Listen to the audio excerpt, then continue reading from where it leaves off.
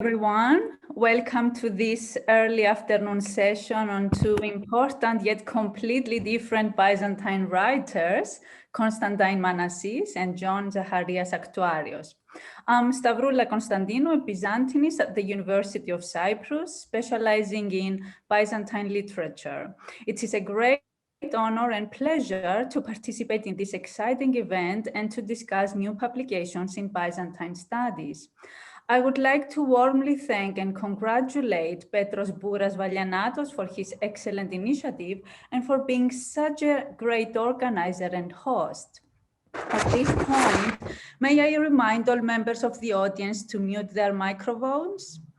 I would also like to ask you to post your questions in the chat box, as no live questions will be accepted.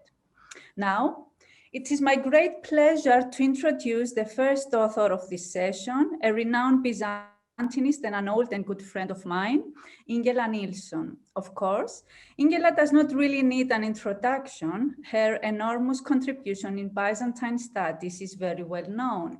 However, I will just say a few words highlighting Ingela's many distinguished roles. Ingela is professor of Greek at Uppsala University in Sweden and the director of the Swedish Research Institute in Istanbul. She is also the president of the Swedish Committee for Byzantine Studies and Swedish representative in the Association Internationale des Études Byzantines. She is the editor of Studia Byzantina Uppsaliensia and the editor of Byzantine Studies for the journal Byzantine and Modern Greek Studies. Recently, she has secured an extremely large funding from the Swedish Riksbankens Jubileumsfond for the project Retracing Connections, Byzantine Story Worlds in Greek, Arabic, Georgian, and Old Slavonic. Her work tackles aspects of genre, poetics, narrative techniques and structure, the theme-space concept, imitation and transformation in Byzantine literature and especially in romance, satire, historiography and katabasis. Her latest book, published by Cambridge University Press, that is presented here, has the title Writer and Occasion in 12th Century Byzantium, the Authorial Voice of Constantine Manasses. Unavoidably, the extremely short time of less than 5 minutes that I have now at my disposal does not allow me to do justice to such a rich and fine book in which Ingela's pioneering work on genre, poetics, and narrative is culminated. Writer and Occasion in 12th Century Byzantium constitutes the first comprehensive study of occasional writing in Byzantium, as Ingela terms the literature that was created for certain instances and had extratextual purposes. Ingela shows the unexpected ways in which this type of literature acquires originality through the transgression of generic boundaries and conventions. As she argues, this is achieved by an author's individual and distinctive voice, leading to a successful career. An exemplary writer in this respect is Constantine Manasses, a courtly author of 12th century Constantinople who wrote across genres, discourses, and modes of expression and for different patrons and situations. Even though the book focuses on a single author, it traces the complex relationships between Byzantine patrons, authors, pretexts, and texts, both in the 12th century and beyond. I am convinced that Ingela's model will prove extremely useful for mapping such relationships also in previous and later periods, now thinking of the Macedonian and the Paleologan eras. But I should stop here. Ingela, the screen and the microphone are yours. Thank you so much, Stavroula, for this kind introduction and the very kind summary of the book. I feel as if I don't really have much to add after this. But I will say a few words about how the book came about and where I find myself right now as a reader of Byzantine literature. As some of you know, I've been working on Constantine Manasses for quite a few years now. But I started writing this book a little less than 4 years ago during a sabbatical that I spent in Vienna. And right then I felt that it was difficult to find interesting theoretical discussions about occasional writing. And I was struggling to sort of find a way into the material, a suitable point of departure. So I moved in the direction of authorial voice and author branding, which was much more debated at the time in literary criticism.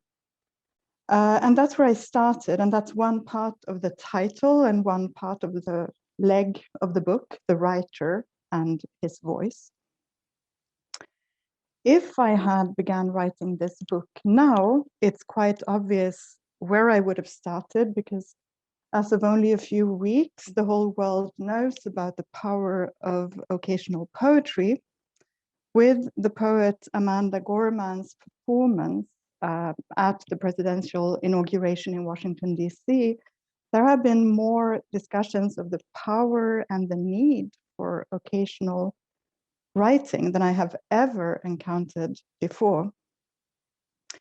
And it's a really useful example for all of us who work on ancient or medieval literature to remember how powerful certain readings must have been, with a well-rehearsed performance of a text written for a specific occasion, often with additional last-minute revisions to adapt to recent events, complete with gestures, fierce glances at the audience, and an imperial setting to frame it all. And perhaps that kind of occasion, an American presidential ceremony, is the closest we can get to a performance that was staged in old or new Rome. My book then, when it was still a project rather than a book, didn't actually set out to address issues of occasion or performance. I was just curious to see what would happen if one looked at all texts by Manasses. Because when I first came across him, he was known as either a bad historian or a novelist whose novel had not been preserved, or an expert in ekphrasis. And I wanted to get behind that way of defining authors based on each individual genre in which they worked and see what would emerge. And in the case of Manasses, what did emerge was a rather versatile writer on command, whose great majority of texts could be connected to an occasion or a patron. And that's where the second part of the title and the second leg of the book comes in, the occasion and its function. And this forced me to define a series of interrelated questions that are at the center of the book. Why are writers on command often seen as less interesting and less original, when we all know that even Pindar wrote on command and for certain occasions? How did occasional writers maintain a recognizable style that would make patrons want to buy their work, while at the same time adapting it to conventions and the specific needs of each occasion? Could they even tell their own story, allude to their own situation despite the demands of the occasion? And perhaps most importantly, how can we as modern scholars fruitfully analyze such literature even though the occasion itself has been lost to us? And this is basically what the book is about, using the preserved production of Manasses as a case in point. Some of you may know my previous work on imitation and recycling, and one could say that this interest is the basis also in the study of Manasses. I argue that it is through repetition with variation of words, phrases, motifs, that Manasses maintains his voice, his style throughout his production. So it's partly a kind of self-imitation. And such issues brings me to the difficulty of identifying the author through stylistic markers, especially in short text like letters or poems or compilation works. This is, of course, a philological practice that is very common, and my approach may disappoint some readers because I'm not very interested in proving who wrote the text or not. I'm more interested in the methods and attitudes that shape our argumentation when discussing these issues. This means I'm partly questioning the usefulness of style as a method of attribution when we are dealing with a culture whose production is based on imitation and recycling. In fact, most artistic expression, also modern art, literature, and music, is based on imitation and recycling. So there are quite a few similarities, I think, between what we see now and what we see in the past. My favorite quote on this right now is from Bob Dylan, who put it so aptly in an interview he did a few years ago for Rolling Stone magazine. He said, "Try and create something original and you're in for a surprise." A careful investigation of Dylan's songs would show that he has been imitating and recycling throughout his career, not only from literature and music, but from billboard signs and newspapers and whatever he came across.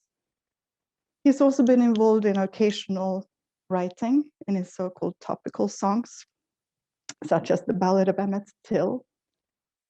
And it's tempting to see part of this topical song's heritage also in the more recent spoken word tradition, which was expressed so forcefully by Amanda Gorman in her performance.